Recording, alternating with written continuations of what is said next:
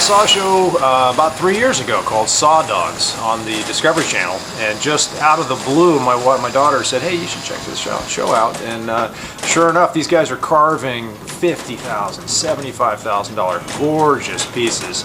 And I thought, hey, I think I can do this. For some reason, I wasn't completely intimidated. I thought, well, I can do that. And if I could get $500 or $1,000, I'd be very happy. Well, I went out that weekend. I bought a chainsaw at the hardware store, came home, and started carving. From that show, I started selling pieces in 2 weeks. People were buying what I was selling almost right away. So I had a talent that I didn't even know I possessed. And since then, now it's 3 years selling pieces that can go for a couple $1,000s a piece.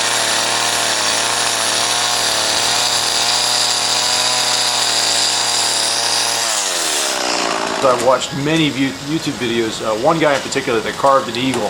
I must have watched that video 50 times. And just how does he get the saw in that angle? How does he get the feathers to look that way? But being able to see the eagle inside that log, that really is the trick. To walk up to a log, walk around it 5 times before you strike that first cut. You've got to see the eagle within that log. That really is the gift, the element, the essence. That first cut is pretty critical, whether it's the beak or the angle of how you want the eagle posed within the log. But every piece of wood that I carve, I learned something new about the saw. I learned something new about the wood.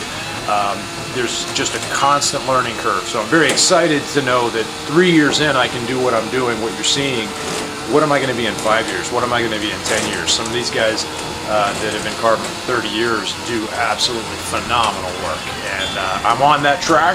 I'm very excited to think that, man, I'm gonna be able to make a career doing something I love, and the response I get from my customers is telling me I'm on the right path.